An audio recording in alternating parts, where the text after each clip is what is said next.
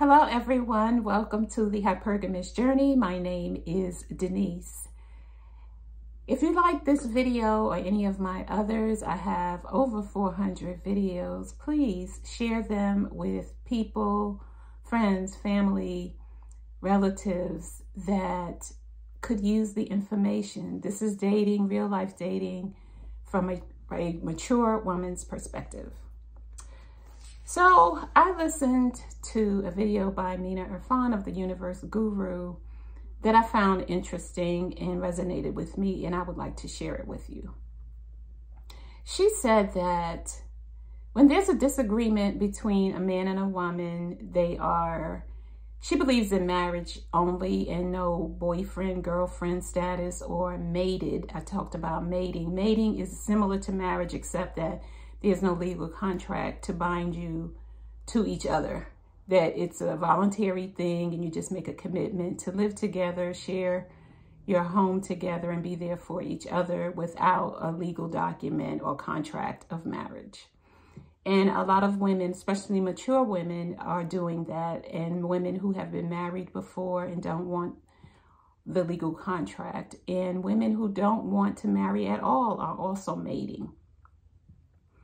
So she said that when there's a disagreement between a couple, that the default of the man is to think that the issue is because was started by his female partner or the woman. And the woman, her default is to think it is something that she did or that she started or that she is responsible for the issue.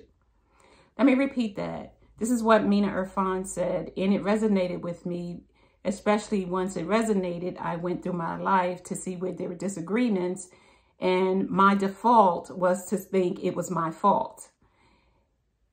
Default was to think that it was my fault, that I was the issue, that I started the problem or whatever. Now, I'm not talking about very obvious things like my date starting a conversation with a woman that he doesn't know. That is totally not my fault. But let's say, I'm in a relationship with someone. We have a disagreement about whatever. I can't even think of anything. It's been so long since I've been in a real relationship. But I'm sure you can. And you immediately think, well, maybe I should have said it this way, or maybe I should have done something different, or maybe this, or maybe that. You know that situation. So I know that that's true for me. So she said, I'll repeat what she said. She said that when there's a disagreement between a couple, a romantic couple, and maybe even with family too, I'm thinking this is just our default period as women. It doesn't matter what type of relationship it is, but when there's a disagreement or a difference of opinion, as women, we tend to think that maybe we were the problem. Like I said, we could have said it differently. And sometimes we could have said things in a different way, more a calmer way, or waited for the passage of time and then thought about how to approach that person in a more gentle, understanding, compassionate way. And so we will think about how we could have done things differently, and somehow it's our fault. And she said the men's default is to think that the woman is the problem. And only after he is given space to think about the situation will he be able to see that maybe he was at fault, or he could have said something different or done something different to have not escalated the issue, whatever that is.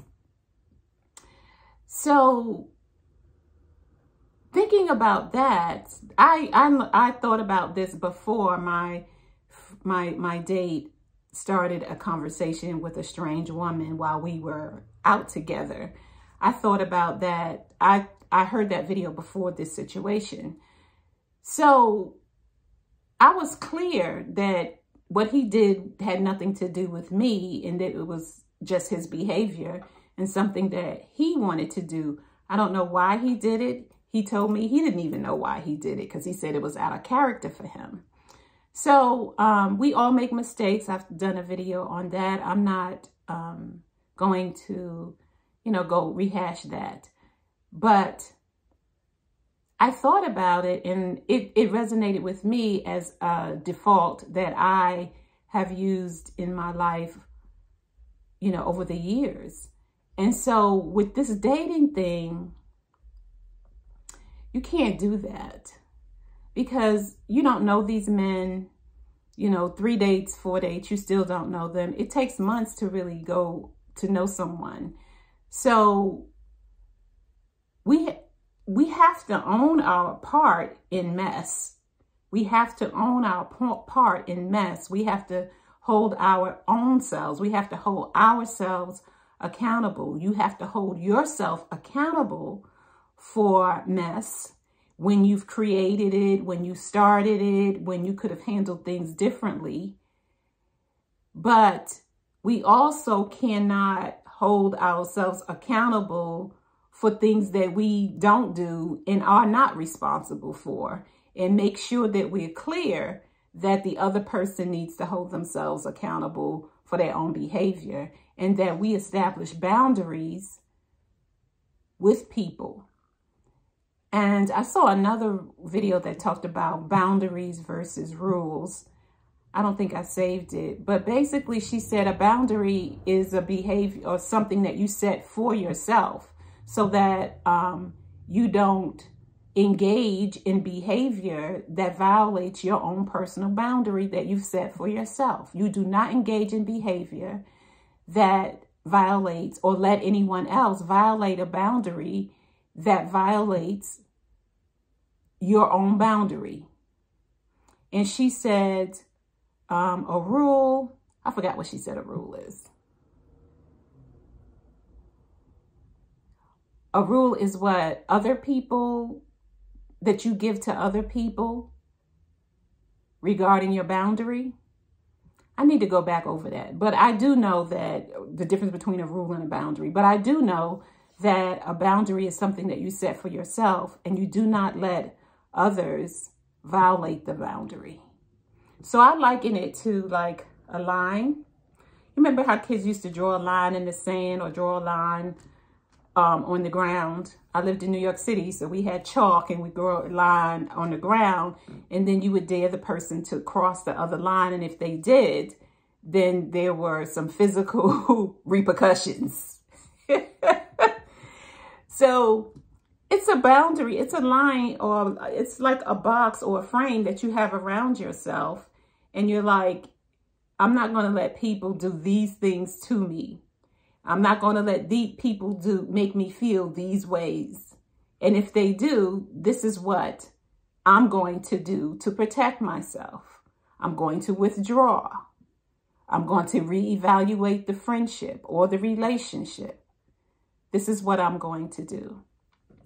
So ladies, really, take a look at that and see how that applies to your life, because I know it applies it applied to my life, especially back in the day. If there was a difference of opinion between me and my significant other, I was like, well, maybe I could have done this and could have done that.